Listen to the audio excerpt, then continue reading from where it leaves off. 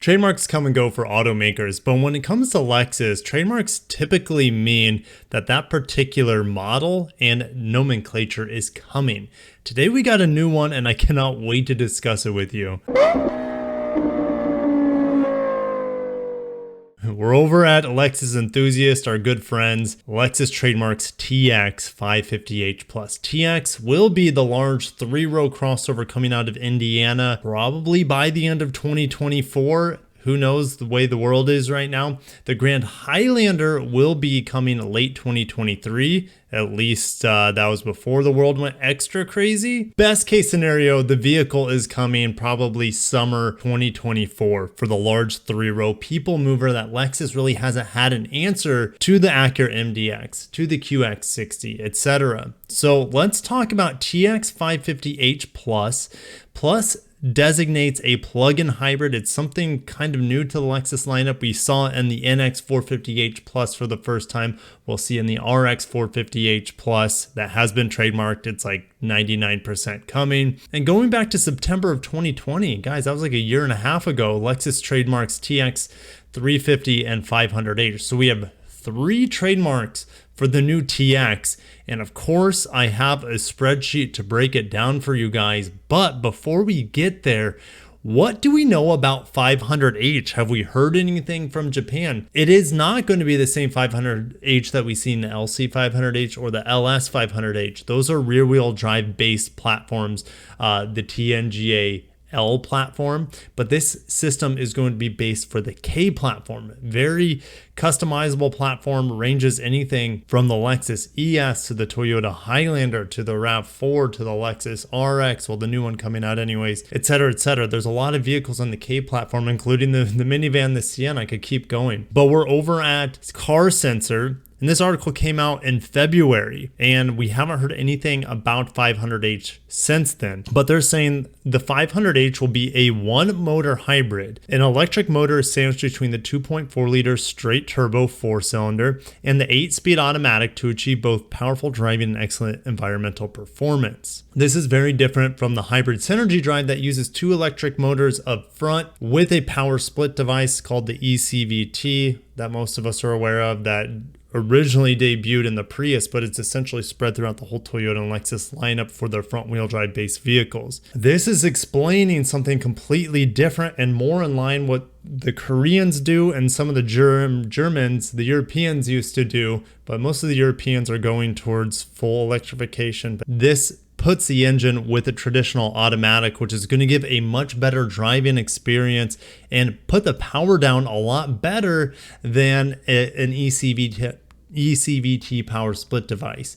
In theory, it should cost a little bit more. It's a more stout system, but the performance trade-off is definitely worth it, and Lexus needs to have that. Moreover, it is said that Direct4, a 4-wheel drive control technology announced at the end of 2020, will be installed. Direct4 can be had in hybrids. It can also be had in fully electric vehicles. We'll see it for the first time in the RZ450e that should be available by the end of this year. This mechanism realizes behavior close to a front engine rear wheel drive by arranging the motor on the rear wheels. So even though that this is saying this is a 1-motor hybrid, that means that that's self-contained for the front wheels. For the back wheels, there's an additional electric motor. There won't be any drive shaft in this sort of hybrid. That is quite unlike what we see in the Korean hybrids and plug-in hybrids that have a traditional drive shaft to power the rear wheels. If we look at the Tucson hybrid, for example. I've been working on this spreadsheet for probably an hour. It's not finished, and I can't quite figure out how Lexus is going to do this. But what we have on the screen are some hybrid powertrains that are going to be in the K platform or already are on the K platform. What we have on the left is the 300h that we see in the ES 300h front wheel drive vehicle, for example, the 350h that we now see in the NX hybrid. You have the 450h Plus that is on the NX, will be in the RX as well. including the 350h should be on the RX as well. The 500h has been trademarked not only for the TX that we're talking about today, but also for the RX.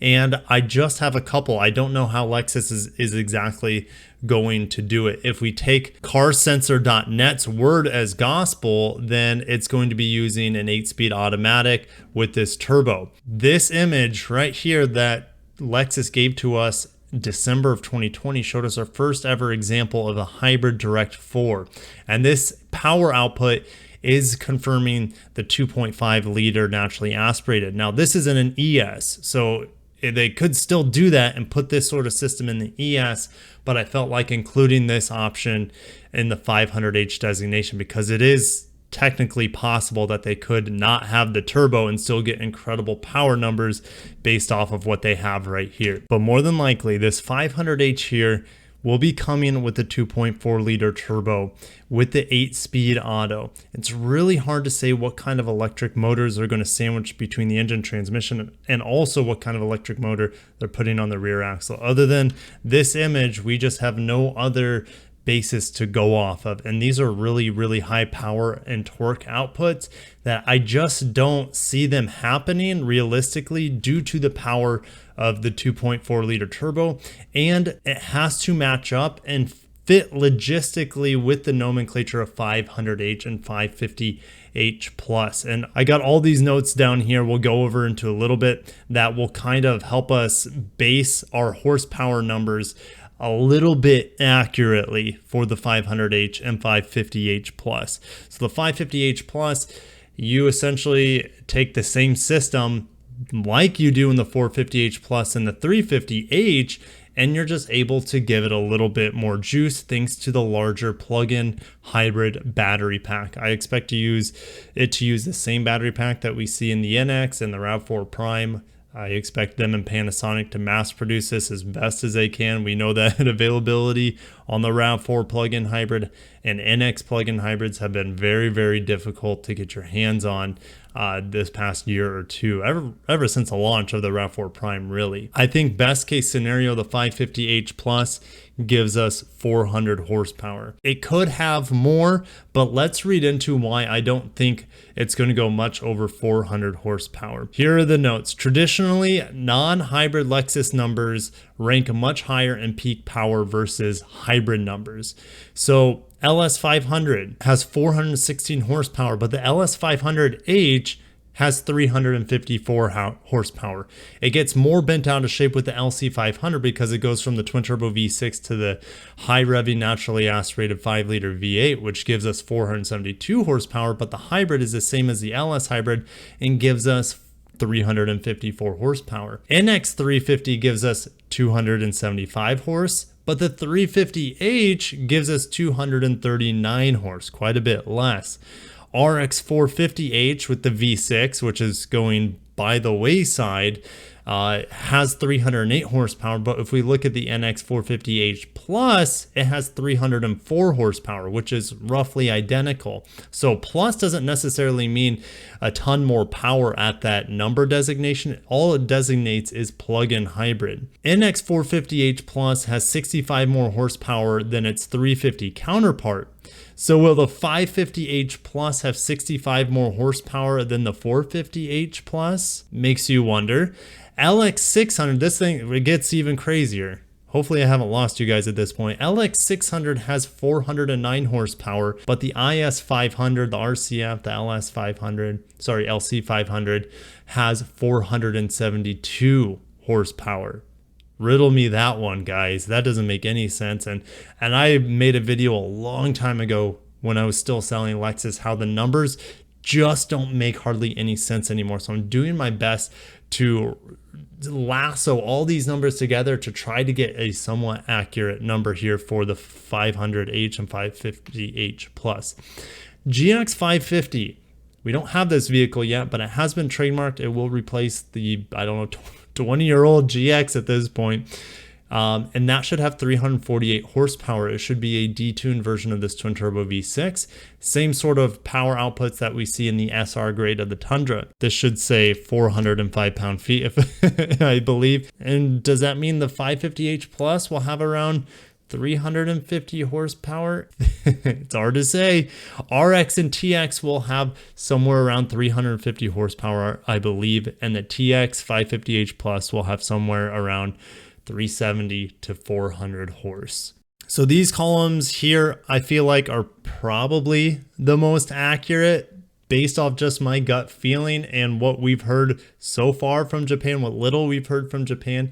What do you guys think? Would you be interested in an RX 500h or TX 550h Plus if these numbers prove to be true?